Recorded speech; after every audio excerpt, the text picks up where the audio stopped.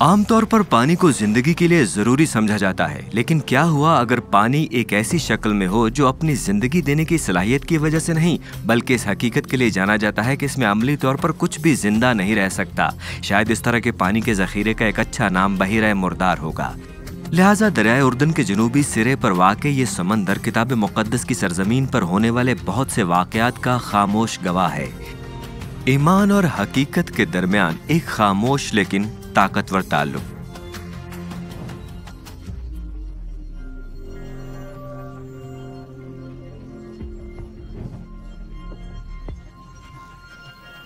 اسرائیل کے انتہائی عرب صحرائی علاقے میں واقع بحیرہ مردار زمین پر پانی کا سب سے نچلا ذخیرہ ہے۔ اس کی سطح سمندر 1400 فٹ سے زیادہ نیچے ہے۔ بہت سے زائرین نیچے اور نیچے اترتے ہیں اور آخرکار اس کے کناروں تک پہنچتے ہیں۔ جب وہ یہاں آتے ہیں تو ان کا استقبال دنیا کے نمکین ترین پانی کے ذخائر میں سے ایک کے ذریعے کیا جاتا ہے۔ نمکیات تقریباً 34% ہیں، جو سمندر کے مقابلے میں 10 گنا زیادہ نمکین ہیں۔ اس کا مطلب یہ ہے کہ یہ بیکٹیریا اور پھپھوندی کی بہت کم مقدار کے علاوہ کچھ بھی اس کے پانی میں نہیں رہ سکتا ہے۔ پانی اتنا نمکین ہے کہ آپ کی انگلیوں میں پھسلن اور تیل محسوس ہوگا اور کوئی شخص اس کی سطح پر آسانی سے تیر سکتا ہے۔ قدیم دور سے یہ سمجھا جاتا ہے کہ اس کے صحت بخش فوائد ہیں، لہٰذا یہ ایک ابتدائی طبی ریزورٹ تھا جسے ہیرودیس عظیم اور دیگر لوگوں نے استعمال کیا کیونکہ وہ اس کے پانی سے لطف اندوز ہونے کے لیے آئے تھے۔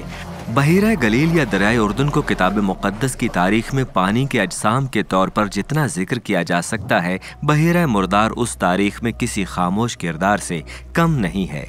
بحیرہ مردار کا نام کتاب مقدس میں ذکر نہیں کیا گیا ہے، لیکن پانی کے ذخیرے کا کتاب مقدس کی 9 آیات میں ذکر ملتا ہے اور عبرانی ادب کے باہر اسے بحیرہ نمک کہا جاتا ہے۔ اسے دھوکے دار موت بھی کہا جاتا ہے۔ قبیلوں یا قوموں کی سرحدوں کے سلسلے میں یا سڑکوں اور سفر کے طریقوں کی شناخت میں مدد کے لیے اس کا اکثر ذکر کیا جاتا تھا۔ پیدائش کی کتاب میں بادشاہوں کی جنگ وادی صدین میں ہوئی، جس کے بارے میں کتاب مقدس کہتی ہے کہ یہ بحیرہ نمک ہے۔ میدانی شہر بشمول سدوم اور گمورہ بحیرہ مردار کے جنوبی کنارے کے آس پاس واقع تھے۔ بحیرہ مردار کا مشرقی حصہ کنگز ہائی وے سے گھرا ہوا تھا، جو ایک مشہور راستہ تھا جو بین الاقوامی سفر کے لیے اہم تھا۔ یہ جنوب میں مصر سے لے کر شمال اور مشرق میں میسوپوٹامیہ تک پھیلا ہوا تھا۔ یہ ایک شاہراہ بھی تھی جو اسرائیل کے راستے کا حصہ تھی، جو بحیرہ مردار کے مشرق کی طرف بڑھ رہی تھی اور مشرق سے کنعان پر حملہ کرنے کی تیاری کر رہی تھی۔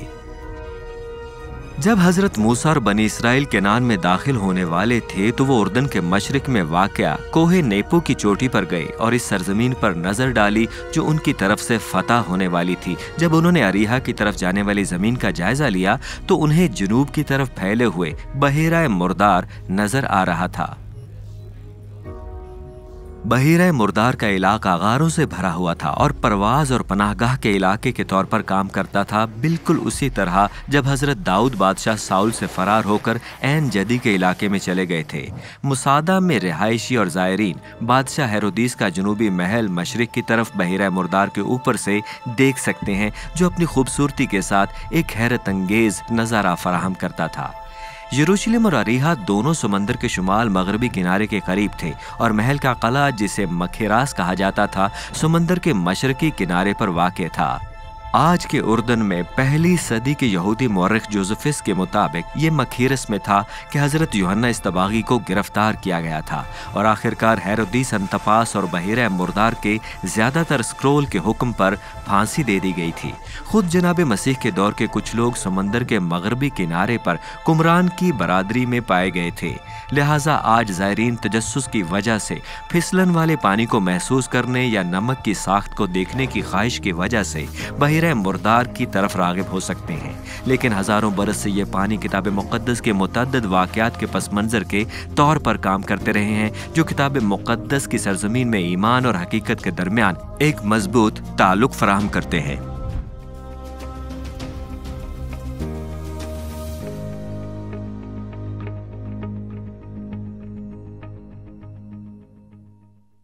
عزیز ناظرین، اس ویڈیو کو دیکھنے کے بعد اگر آپ انجیل شریف کا مفت نسخہ حاصل کرنا چاہتے ہیں تو ہمیں اپنا مکمل پتہ بما موبائل فون کے ارسال کر دیں۔ ہم پوری کوشش کریں گے کہ آپ تک انجیل شریف کا مفت نسخہ پہنچ جائے۔